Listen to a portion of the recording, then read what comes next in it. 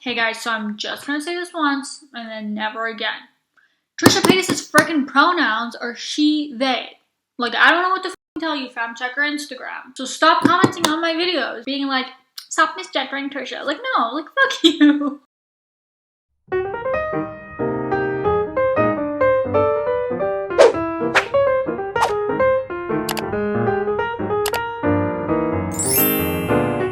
Hey guys, welcome back to my channel.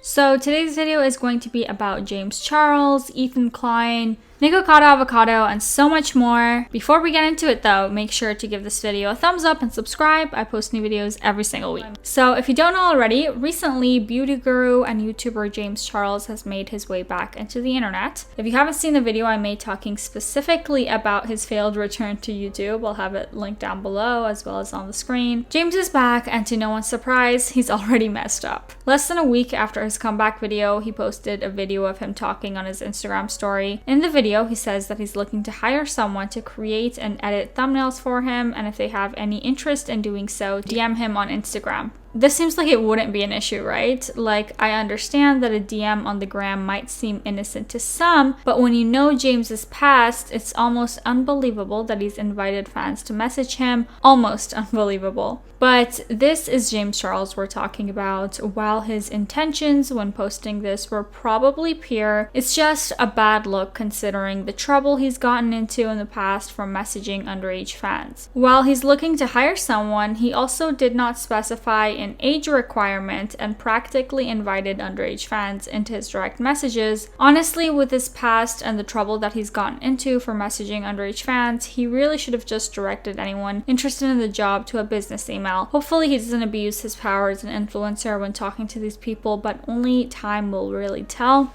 Also, side note, but hey, James, bestie, I'm pretty good at thumbnails, if I do say so myself. Ethan Klein threw some serious shade about the situation on Twitter by quoting the video and saying, "Is there an age requirement?" He's obviously referring to the fact that James has an undeniable track record for inappropriately messaging underage fans. Speaking of Ethan Klein, Frenemies merch has officially dropped. He tweeted this photo of him laying on the ground alone wearing a Frenemies hoodie, and it's honestly possibly the saddest picture I've seen in my life.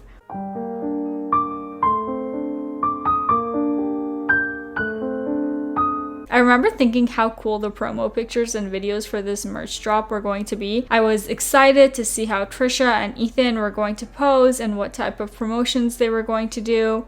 But then, of course, as everyone knows, the podcast unexpectedly and abruptly came to an end. Even though the podcast was over, the merch had already been created, so Ethan was left with the decision to either let all of that money on production costs go to waste or release the merch anyways. He finally decided to release it nearly a month after the last episode of the podcast aired. Along with the photo, Ethan tweeted that the Frenemies merch would go live that day at 12:30 with a link to the Teddy Fresh site that you could purchase the merch on. Ethan's ex-co-host of the podcast, Trisha Paytas, tweeted showing her support for the drop. She posted a screenshot of her order confirmation, spending over $400 on merch. She also says she ordered what she could since stuff was selling out so fast, which is crazy. Like, I love how people are still supporting this merch launch. Petermon tweeted, "Should I buy a Frenemies hoodie?" And Trisha responded to the tweet by saying, "A chance to own a piece of one of the greatest disasters on the internet? Yes," along with a link to purchase the merch. I love that Trisha is supporting this merch drop. I'm not sure if she ended up actually taking a cut of the merch because she initially said that she would not be taking a cut of the merch since she left Frenemies, but who knows what's going to be happening behind the scenes. On the episode, I offered once again to not take any of the commission. I never felt entitled to apparel like commission at all. Like that's totally their thing, and they have all the connects, and you know, trying to start my own like clothing brand, like it's really hard. But also, even if she isn't taking a cut of the merch, this is really like the least that she could do to promote it, you know, because it would have been her fault if the merch didn't sell. I want to help push it and sell it all out for them, and he's like, well, we had a verbal I don't need it. I really don't need it. I like it. I will wear it. Someone else else also tweeted Trisha but deleted it shortly after she replied, so I was unable to get a screenshot, but using context clues, it looks like someone asked if Trisha got sent merch from Ethan before the official launch, and she responded by saying, "I didn't, or else I'd be wearing it." Trisha uploaded a video wearing, in her own words, bootleg Frenemies merch, of course, decked out in rhinestones. In the video, she says that Ethan did send her a text about the release the night before the launch. Trisha also says that her and Ethan filmed a new Frenemies episode this past week, but it won't air per Ethan's decision. We actually filmed one last Frenemies number 40 this past week that did not make it to air per Ethan's decision. I wanted it to air. I felt good about it. She said after filming the apology, she felt like they ended things on really good terms, and Ethan even apologized to Trisha for things that he had done wrong. Ethan had asked me to come film a final Frenemies, and I had anxiety about it like all weekend prior. This was this past Monday. You know, we filmed this episode and it felt like such a relief. I did feel like we talked so much out, and I got an apology from Ethan that meant so much. She said filming that episode really helped her get closure, but that's because it's not being aired. She thinks it's because the episode, it showed some of the falling out was actually Ethan's fault and he wanted to protect his name. We did get into it and it got like a little heated, but I mean, the end result was to me so beautiful. Like I started crying because he's like, yeah, I messed up on this one specific thing, and I don't want to get into it because obviously he doesn't want to air it and it sucks. I'm assuming Ethan asked Trisha to come film one last episode to promote the merch drop, but then decided not to post it and just drop the merch alone and catch everyone by surprise. I know, honestly, at the end of the day, I'm sure he just, I'm not sure, maybe just thought he'd get hate or doesn't want to admit to any wrongdoing or something, but it gave me all the feelings again of just like, oh gosh, it was like the perfect closure I needed. And then it's just kind of like, no, just kidding, like we're not going to air, and basically just try to shift blame on other people. Even if you didn't release the episode, at least clear what I wanted clear. At the time of recording this voiceover, almost all of the Frenemies merch has sold out. I wonder if Ethan will be taking 5% more from the sales, or if he's going to be sharing the profit with Trisha. I don't know, man. Let me know what you guys think about all of this in the comments down below. Do you think Trisha even deserves a cut? And if so, how much should it be? The video that Trisha Paytas posted about this did not get the best response at all, which is evident from this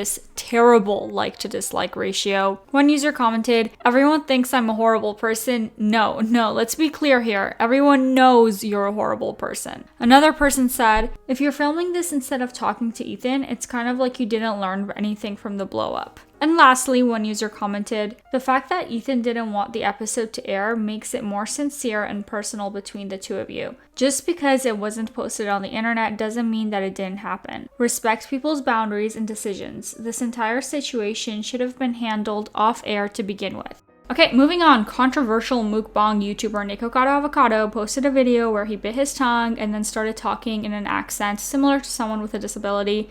Just one thing. Look at all this stuff. I don't want you to eat this. They're totally not disconnected with reality. And just because I say it doesn't mean that you eat a stuff vegan. Listen here, Ashley. If I have to happen of get sick, it goes to your mouth. It goes to your mouth. It doesn't slow, and I know it's something I can do. Look at that. Some people have said that this is ableist, while others are saying that they've done the same thing after biting their tongue because they're in pain. But Nikocado talks in this sort of accent for an excessive amount of time in the video, almost like he thinks it's a funny joke. I really don't know why this guy is even still relevant, to be honest. Just thought I'd touch on that topic really quickly to hear your guys' opinion on it. Do you think Nikocado has ableist intentions when doing this, or was it a genuine reaction to biting his tongue? I honestly...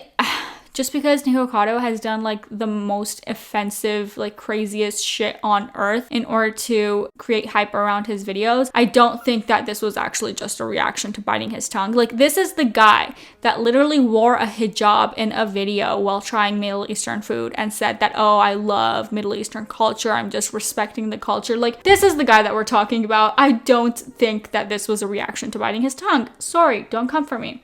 And next up, Cody Ko and Noel Miller talked on their podcast about cryptocurrencies and how so many people are scamming and taking advantage of their younger audience and impressionable fans for their own personal gain. How can you even be a fan of someone like that? That would like actually steal your money like that? That's crazy. Because kids don't really get it. More specifically, Ethan Klein talks about this and calls out influencer FaZe Banks. Banks tweeted a promotional giveaway for a cryptocurrency coin, Bank Socialio, I think is what it's called. Ethan says, it's easy to be successful when you're just stealing money from your kid fans. I don't know if I would call that success though. I mean, I'm not worried about the FBI arresting me for fraud. The only thing I can say about this is that it's really, really, really shitty that influencers are using their name and impressionable audience just to get some money off of these partnerships with random cryptocurrency names. Other than even just like the ethical side of it, because clearly it's very unethical to promote these pump and dump crypto scams, there's also like the business aspect of it, because it's clearly not a good choice to promote something that is scamming your fans, because you get to screw over your fans once before they no longer trust you, you know? And if fans no longer trust you or trust your word to promote something, your future sponsorships aren't going to be as successful. And so you're really just ending your future career right now just to like take that bag. You know what I mean? Let me know what you guys think in the comments down below. Moving on, recently it's become a pretty common thing to see social media celebrities acting as the face of many unexpected and random brands and events. The most recent being Addison Rae becoming a UFC reporter. Addison tweeted, I studied broadcast journalism in college for 3 whole months to prepare for this moment, alone with 2 photos of her in front of a UFC reporter backdrop, also holding a UFC microphone. Addison is referring to her short time she spent studying sports broadcasting at Louisiana State University. After only a few months, she dropped out as her TikTok following was rapidly rising. Many are upset about her most recent career move, and a lot of people are claiming she doesn't deserve to have this job as a reporter. Sports producer Steve Benko tweeted, imagine spending 4 years in college plus unpaid internships plus reporter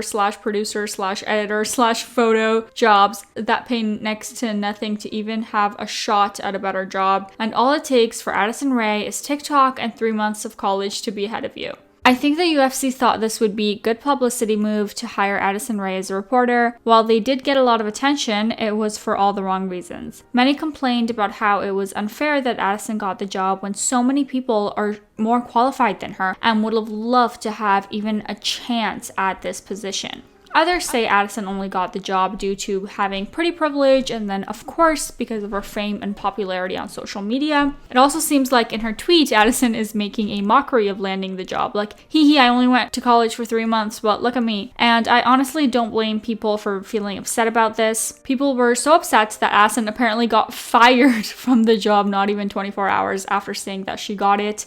Addison quoted her original tweet and said, never mind, y'all got me fired. Hopefully the job is replaced with someone who actually worked to get that position and didn't just get it handed to them like Addison. And guys, this isn't the first time Addison Rae has been in a situation like this. Remember when she went on Jimmy Fallon to show off several TikTok dances, none of which she created, and the majority were created by Black influencers who got little to no credit for them. It's just not fair to see someone profiting off of other people's hard work and talent. And since we're on the topic of the UFC, YouTuber Jake Paul tweeted a video showing off his new chain he had custom made to look like a famous UFC fighter, Conor McGregor. Specifically, he took inspiration for this shot taken of McGregor knocked out during a fight. Jake says the chain cost him $100,000. No disrespect to the jeweler who made this, but like, does anyone else think it kind of looks like a deranged McDonald's Happy Meal toy attached to a diamond chain? Also, like, imagine spending $100,000 just to prove you have beef with someone and want to fight them. Also, just watch the video of Jake Paul showing off his new chain. Sleepy McGregor, don't go night-night. NyQuil McGregor. Fucking bitch. He's already a weird dude, but like, something about this just seems so unsettling. I don't know.